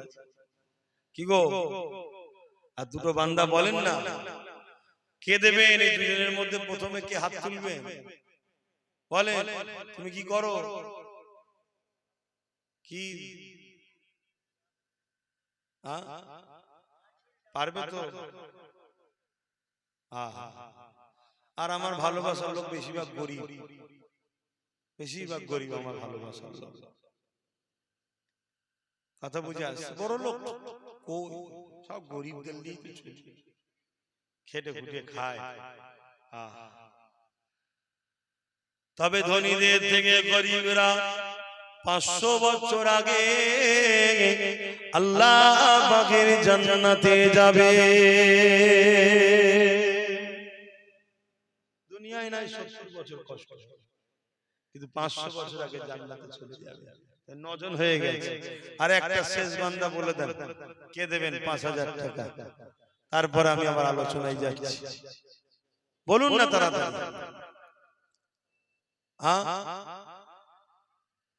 কেউ এর মধ্যে থেকে আর একজন 5000 টাকা দেবেন?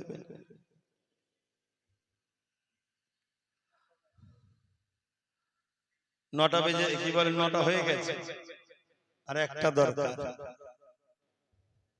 বলেন তাড়াতাড়ি।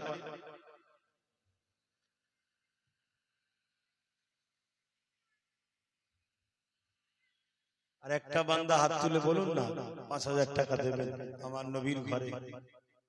কি গো, আর দিল কাঁদছে? আর একটা লোক নেই? যে নবী আমার সারা জীবন আমাদের জন্য কেঁদেছে, আজও কাঁদছে। রওজা মুবারক, সেই নবী শাফাআত আল্লাহ আমাদের নসিবে কবুল করুক, বলুন আল্লাহুম্মা আমিন। কিন্তু বাপ, দোয়া তো চাওয়া হয়, কিন্তু দরদও তো দেখাতে লাগে। কি পরীক্ষা কেন দিতে হয়? স্কুলে একটু দেখতে লাগে কে কেমন লেখালেখি করে, কে কেমন পড়াশোনা করে।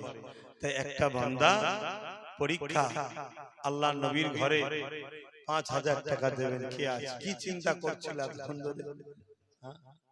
কি চিন্তা করছিল? ভাইয়ের জন্য বিপদে পড়ে দিলে নাকি? আমার ওই একটা ভাই দেবে 5000 টাকা, আল্লাহ কবুল করুন, আল্লাহুম্মা আমিন। এই দুজনকে আচ্ছা, দুজনে 5000 দেবে, আল্লাহ কবুল করে, বলুন আল্লাহুম্মা আমিন। আরো জোরে বলুন আল্লাহুম্মা আমিন। বল্লভপুরে মাদ্রাসার যিনি সেক্রেটারি ছিলেন মাহবুব চাচা, তিনার সাহেব যেটা ছোট ছেলে বাপের রুহের মাগফিরাতের জন্য 5000 টাকা নিয়ত করেছে, আল্লাহ কবুল করে, বলুন আল্লাহুম্মা আমিন। আরো জোরে বলুন আল্লাহুম্মা আমিন। আল্লাহ কবুল করে। 13টা হয়ে গেল। চেয়েছিলাম কটা? 20টা। তারপরে দেখলাম যে হয়তো গরিব মানুষ, ব্যবসা বাণিজ্য হয়তো খারাপ, তাই কমিয়ে 10টা করেছিলাম, 13টা হয়েছে। আল্লাহ পাক চাইলে 20টা হয়ে যাবে, বলুন ইনশাআল্লাহ। চিন্তা ভাবনা করে দেখেন, অনেক ছেলে আছে মা বাপ চলে গেছে, মা বাপ চলে গেছে, সেই মা বাপের সবরে সানিতে স্মৃতিতে নিয়ত করে দাও যে আমি 5000 টাকা দেবো আমার আব্বা আম্মা সবরে সানির জন্য। বা অনেকের বাপ মা হায়াতে আছে, আল্লাহ তাদের বাপ মার হায়াত দারাজ করুক, এই নিয়তে দেবো যাতে আমার আব্বা আম্মা সুস্থ থাকে, সেই নিয়তে দেন। কেউ হয়তো বেকার আছে, আমাদের পাশে মিনাখার নাসির ভাই, সে 5000 টাকা দেবে, আল্লাহ কবুল করে, বলুন আল্লাহুম্মা আমিন। 14টা হয়ে গেছে। কথা বুঝে আসছে? এরম নিয়ত করে করে দেন, আল্লাহ কবুল করেন। আমার দাদা পীরের সিলসিলার মানুষ আপনারা, আপনার আব্বারা আমার দাদুদের ঘরে দিয়েছে, তারা নিয়ে মসজিদ মাদ্রাসা হয়েছে, আপনারা এখন দিচ্ছেন, আমরা করছি, আমাদেরও কিছু কিছু দিতে হয়, অবদান আছে না? নাই, দিই না, একটু দেন আপনারা, আল্লাহ কবুল করে, বলুন আল্লাহুম্মা আমিন। 14টা হয়েছে, চিন্তা ভাবনা করে দেখুন আর কে কি দেবে। 5000 করে যদি আর 6টা ভাইতে দেন, তাহলে আল্লাহ শুকরিয়া, আমি যেটা বলেছিলাম 20টা হয়ে যাবে, আল্লাহ কবুল করে, বলুন আল্লাহুম্মা আমিন। বাপেরা, নওজোয়ান তরুণেরা, এ নবী পাকের প্রেমিকেরা, দুনিয়াটা হলো পরীক্ষা জায়গা। আল্লাহ কাউকে ধনী করে পরীক্ষা নেবে, আল্লাহ কাউকে গরিব করে পরীক্ষা নেবে। তবে আমার নবী সাহাবা হুজুরদের উপরে যে পরীক্ষা হয়েছে, ওই পরীক্ষা বড় কঠিন পরীক্ষা হয়েছে।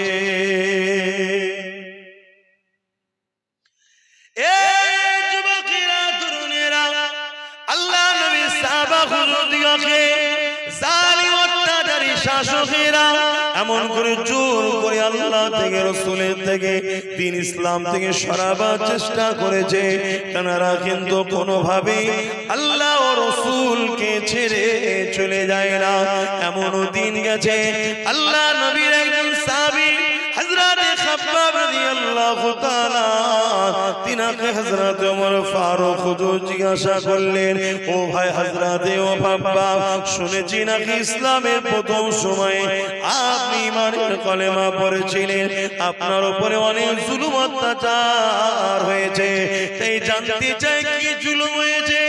আল্লাহ নবীর সাহাবী হযরত খাব্বাব হুজুর এইভাবে নিজের কোমরের অংশটাকে দেখালো, তোমার আমার মনুষ্য জাতিকে সুন্দর করে আল্লাহ বানিয়েছে, এই কোমরের অংশে গোশত দিয়েছে, কিন্তু হযরত নবী সাহাবী খাব্বাব হুজুরের পুরো কোমর খানা প্লেন হয়ে গিয়েছিল।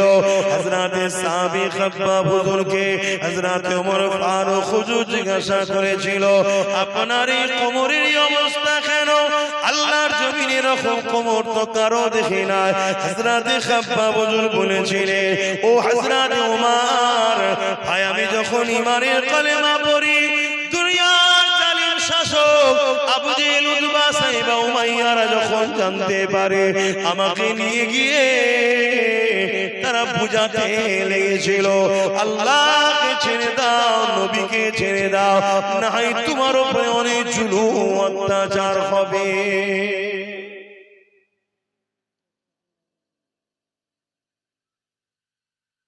জুলুম হবে অনেক, ছেড়ে দাও।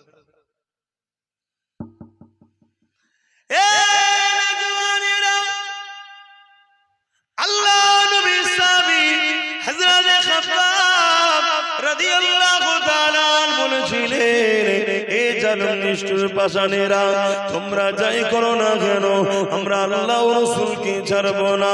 তোমার যেটা পছন্দ তুমি করো, আমার যেটা পছন্দ আমি করছি, আমার উপরে কেন জুলুম করো? না না না, আজকের জালিমরা যেমন জোর করে মসজিদ নিতে চাইছে, জোর করে মাদ্রাসা নিতে চাইছে, এদেরই পূর্বপুরুষরাও জুলুম অত্যাচার যুগ যুগ ধরে করে এসেছে।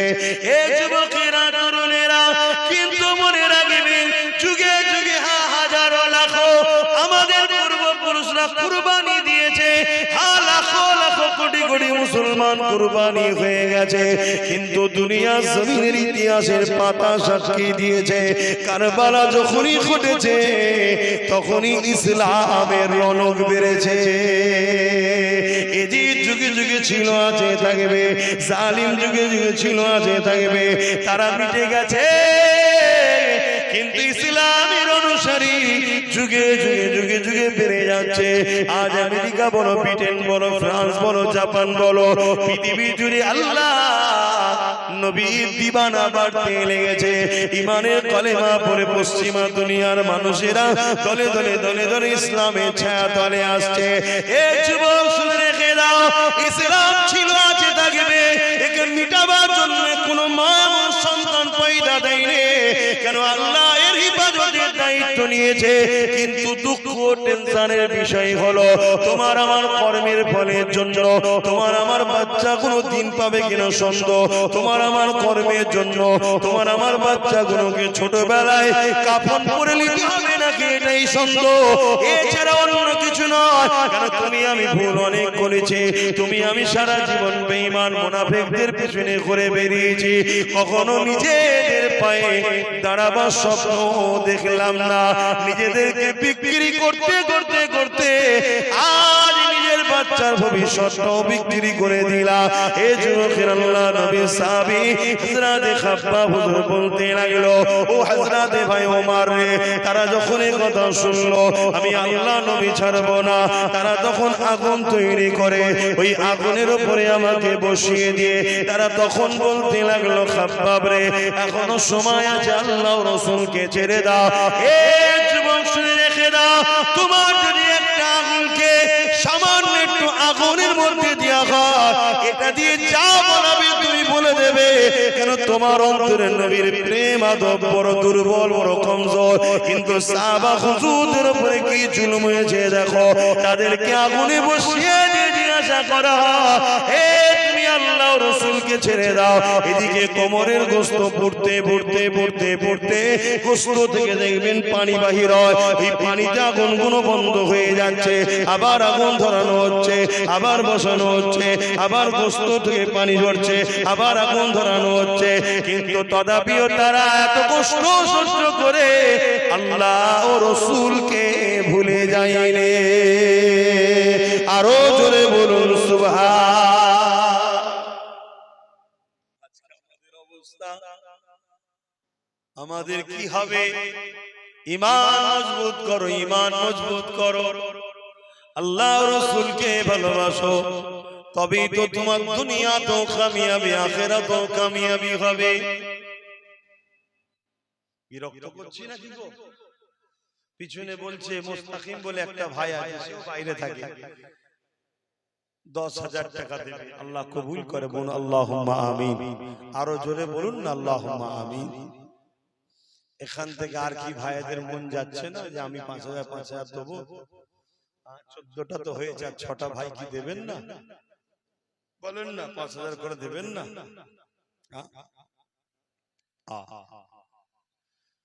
আমার ভাইয়েরা যদিও বা ধরে ধরে ধরে ধরে একটু এসে বসেছো, বেশি আবার চাঁদার কথা বললে অনেক ভাই পিঠ দেখতে চলে যাবে।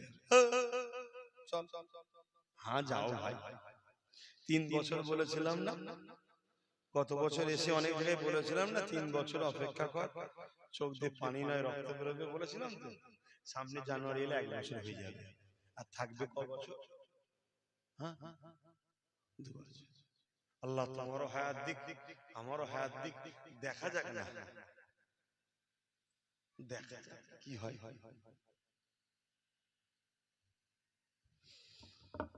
তবে বিগত দিন যা বলেছি আজকে হারে হারে বুঝছো না বুঝুনি? এই কিছুদিন আগে দিল্লি গেলাম, গত বছর দিল্লি গিয়ে ঈদগাহ দেখেছিলাম, এই বছর দিল্লি গেলাম, দেখলাম সোশ্যাল মিডিয়ায় দেখেছেন না, ঈদগাহ জায়গায় জোর করে দখল করার জন্য পুলিশ নামিয়ে হই হই হলো, দেখলেন না? হ্যাঁ সাইজ করে দিয়েছে। এই কথা বুঝছেন না? বুঝলেন? হ্যাঁ, মানে পুলিশ তারা আমাদের কথা শুনবে না, পুলিশ তো যাদের কথা শুনবে তাদের পক্ষে তো আমরা খুব তাকবীর দিয়ে তুলে থাকি, তাই তো নাকি? হ্যাঁ তাই বাস হয়ে গেল, এরকম কন্টিনিউ হচ্ছে। আল্লাহ আমাদেরকে বোঝ জ্ঞান দিক, বলুন আল্লাহুম্মা আমিন। আল্লাহ হেদায়েত করুক, ন্যায়ের পক্ষে সত্যের পক্ষে নিজেদের বাচ্চাদের ভবিষ্যৎ দিয়ে খেয়াল করে, কারো লুটান নয়, কারো বিরোধী নয়, নিজের ইজ্জত নিজের পায়ে দাঁড়াবার আল্লাহ তৌফিক দিক, বলুন আল্লাহুম্মা আমিন। বলেন কে আছে? আর 6টা বান্দা, 14টা হয়েছে। হাবড়া থেকে সাবির ভাই, তোমার আম্মার নামে 20,000 টাকা দেবে, আল্লাহ কবুল করুন, বলুন আল্লাহুম্মা আমিন। আহা, মায়ের কথা যখন মনে পড়েছে, মা কত ভালোবাসার জিনিস, নিজের জান কলজে সব কিছুকে দিয়ে বাচ্চাকে বড় করেছে। এখানে 3টে বাপ ভাই মায়ে বাবের জন্য, 6টা বান্দা বাপ মার জন্য হাত তুলতে পারবেন যে আপনি আমার বাপ মার জন্য 5,000 টাকা দেবো? 6টা বান্দা হাত তুলতে পারবেন? দেখি প্রথম কে দেখি আছে মা বাপের ভালোবাসায় 5,000 টাকা দেবেন? কেউ আছে মা বাপের ভালোবাসায়? আপনারা 5টা দিন একটা আমি দিয়ে দেবো, আমি প্রথমেই দিদি। আমার আব্বা আম্মার জন্য দোয়া করবেন, আল্লাহ তাদের জন্য দীর্ঘ হায়াত দারাজ করে, সুস্থ রাখে, ভালো রাখে। আমি আব্বা আম্মার নেক হায়াতের দোয়ার আশায়, সুস্থতার আশায় আমি 5,000 টাকা দান করলাম, আল্লাহ কবুল করে, বলুন আল্লাহুম্মা আমিন। আর 5টা মানুষ বলুন বাপ মার ভালোবাসায়, কে আছে যাদের বাপ মা চলে গেছে সবরে সানির জন্য বা হায়াতে আছে হায়াতের জন্য? দেখি ভালোবাসার বাপ মার সন্তানেরা কে আছে? আপনার নামটা শুনলে যদি এই গ্রামের মানুষ হন, বাপ মার দিলটা বড় খুশি হবে যে আমার বাচ্চা আমার জন্য দিচ্ছে। কেউ নেই বাপ মার ভালোবাসার মানুষ। 5,000 টাকা বেশি কিছু চাইনি, 5,000 টাকার আজকের দিনে কোনো মূল্য নাই। আপনাদের পকেটে সবার যা মোবাইল আছে, একটা 12,000, 15,000, 20,000 টাকা দাও। কথা বুঝে আসছে? এখানে হয়তো অনেকের বাপ বসে আছে, কেউ যদি বলেন যে আমি আমার আব্বার জন্য দেবো, আম্মার জন্য দেবো, সেই বাপটাও খুশি হবে। বলুন 5,000 টাকা দিবার কেউ আছে আব্বা আম্মার জন্য? ওই ছেলেটা কি সারা কে, কি নাম তোমার? মিজানুল ইসলাম। আব্বা আম্মা হায়াতে আছে? আল্লাহ নেক হায়াত দারাজ করো। দেখুন মাটা খুশি হবে না? হাই রে হাই রে হাই রে, 10 মাস 10 দিন পেটে রেখেছিলাম, 2.5 বছর কম বেশি, এমন করে আরো সারা জীবন লালন পালন বাচ্চার জন্য বাপ মা কুরবান হচ্ছে। সেই বাপ মার জন্য 5,000 টাকা আল্লাহ তার আব্বা আম্মাকে সুস্থ রাখে, নেক হায়াত দারাজ করে। বলুন আল্লাহুম্মা আমিন। আরো জোরে বলুন আল্লাহুম্মা আমিন। আর 4টে ভাই বাপ মার জন্য। হাড়োয়া জিয়ারুল ভাই প্রতি বছরে দেয়, এবছরও দিচ্ছে, আল্লাহ কবুল করে। বলুন আল্লাহুম্মা আমিন। আল্লাহ পাক তিনার মনের নেক আশাকে কবুল করে। বলুন আল্লাহুম্মা আমিন। নারী দিবে বলুন,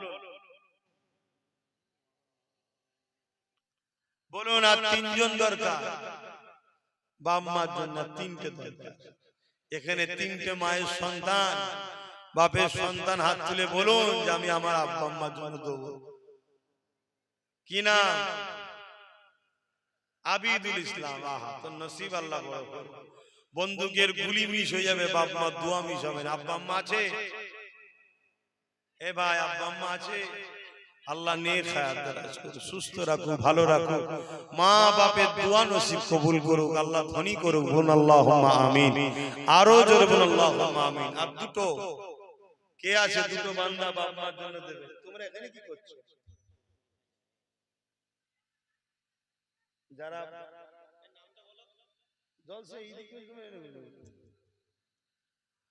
আর দুটো ভাই বলুন। ও কি নাম জানো? তোর নাম ভুলে গেছি। হ্যাঁ, মিজানুর। আমার আর এক মিজানুর উত্তর আফজানগর, দক্ষিণ উত্তর আফজানগরে। আল্লাহ কবুল করেন। আব্বা আম্মা আছে? আল্লাহ নেক হায়াত দারাজ করুক, সুস্থ রাখো, ভালো রাখো। মা বাপের দোয়ায় ভাইকে নসিবওয়ালা করুক, রুজিতে বরকত দিক। বলুন আল্লাহুম্মা আমিন। আরো জোরে বলুন আল্লাহুম্মা আমিন। নারী দিবে। আর একটা শেষ আল্লাহর বান্দা বলুন যে আমি আমার আব্বা আম্মার জন্য দেব, তাহলে 20টা হয়ে যাবে। 20টা চেয়েছিলাম প্রথমে, 20টা আল্লাহ মিলালো। আল্লাহ কবুল করেন। আর একটা কে আছে? আর একটা আল্লাহর বান্দা বলুন আব্বা আম্মা স্মরণে দেবেন 5,000 টাকা। কেউ নেই? দেখুন প্রতিষ্ঠানের জলসা, প্রতিষ্ঠানের দিকে একটু খেয়াল করতে হবে। তো হবে, তবে এখান থেকে পড়াশোনা করে পরবর্তীতে আবার ছেলেরা আলেম হাফেজ হবে, তারা দিনের আলোচনা করবে। বলেন একটা কে আছে? শেষ বান্দা হাত তুলে বলেন আমার আব্বা আম্মার জন্য দেব। কেউ নেই এখানে? আর একটা বান্দা বলেন না।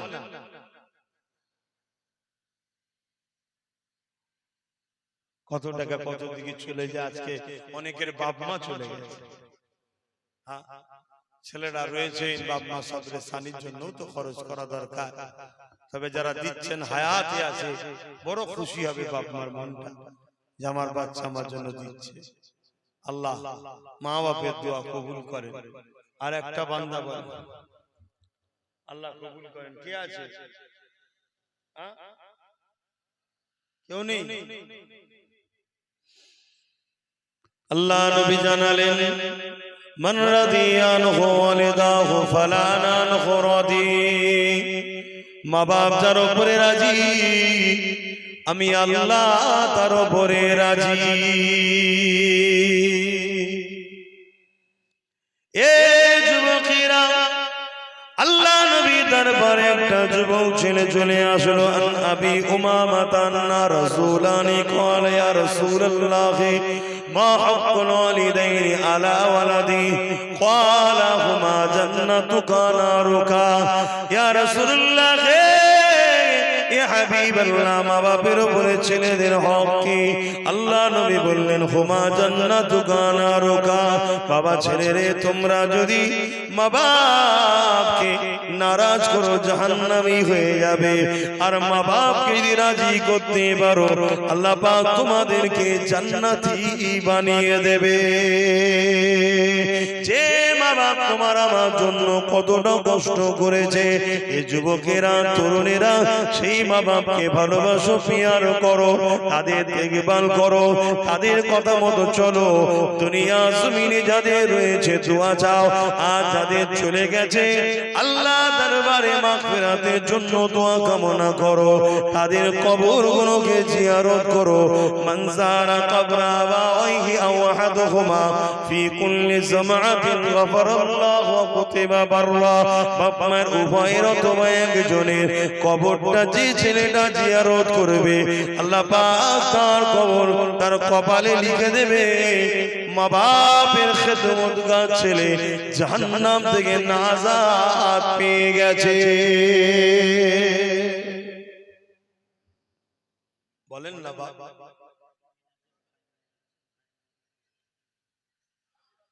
সাবির আলম, তোমার আব্বা আম্মা আছে? আল্লাহ পাক নেক হায়াত দারাজ করুন, বলুন আল্লাহুম্মা আমিন। আরো জোরে বলুন আল্লাহুম্মা আমিন। আমার আরেক ভাই, তার ভাই ইন্তেকাল হচ্ছে,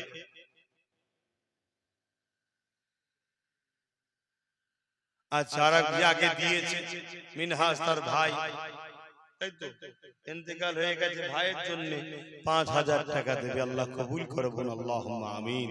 আরো জোরে বলুন আল্লাহুম্মা আমিন। আমাদের কুতুব ভাই 1000 টাকা আব্বা আম্মার নামে দেবে। আল্লাহ তার মনের আশাকে কবুল করে, বলুন আল্লাহুম্মা আমিন। আরো জোরে বলুন আল্লাহুম্মা আমিন। এই কুতুব ভাইকে ধরে এই অনুসরণ করে এখানে বলুন যাদের মুরব্বিরা রয়েছে, আব্বা আম্মা চলে গেছে, বাপ মা সাবরে সানির জন্য 1000 করে টাকা কারা কারা দেবেন একটু হাত তুলেন দেখি। কটা ভাবো বাপ মার ভালোবাসার লোক আছে দেখি। 1000 করে টাকা হাত তুলে, লম্বা লম্বা করে হাত তুলে। যাদের হায়াতে আছে হায়াতের জন্য, যাদের চলে গেছে সাবরে সানির জন্য। হাতগুলো গুনবো, 1টা 2টো 3টে 4টে 5টা হাত তুলে রাখবে, হাত নামাবেন।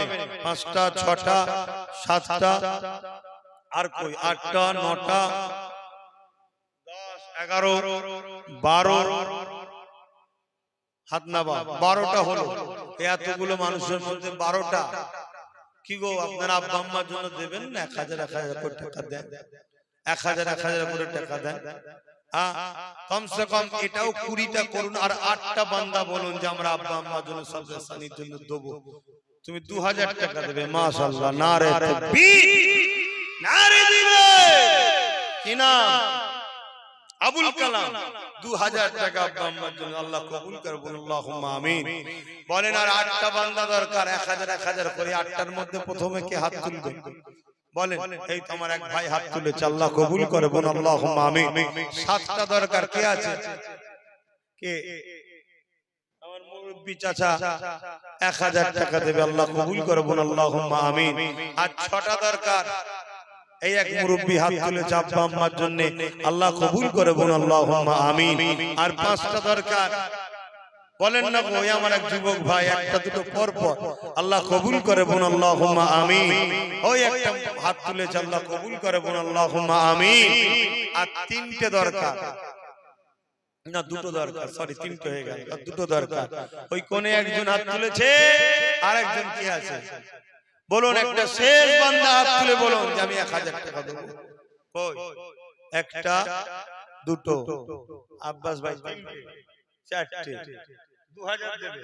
আচ্ছা 2000 দেবে, 4টে 1টা 4টে, আল্লাহ কবুল করে, বলুন আল্লাহুম্মা আমিন। নামগুলো একটু লিখে নাও, আল্লাহ কবুল করে, বলুন আল্লাহুম্মা আমিন। দরুদ শরীফ, আল্লাহুম্মা সাল্লি আলা সাইয়্যিদিনা মাওলানা মুহাম্মদ ওয়া আলা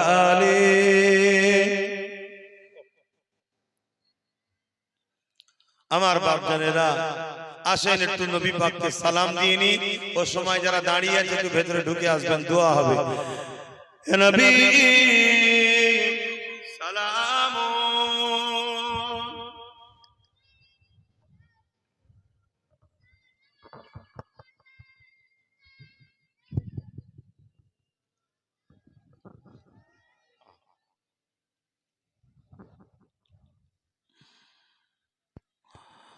طلع البدر علينا من شنيات الوداع وجب الشكر علينا ما دنا لله عهداي يا نبي سلام يا رسول سلام يا حبيب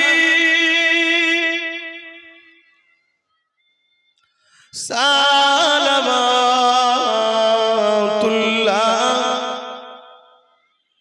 يا نبي مهدي إلى خوتي সব কিছুই পারে দেখিতে মোদের লাশ কবরে রাখিলে লইবেন আপন করে ইয়া নবী সালাম ইয়া রাসূল সালাম ইয়া হাবিব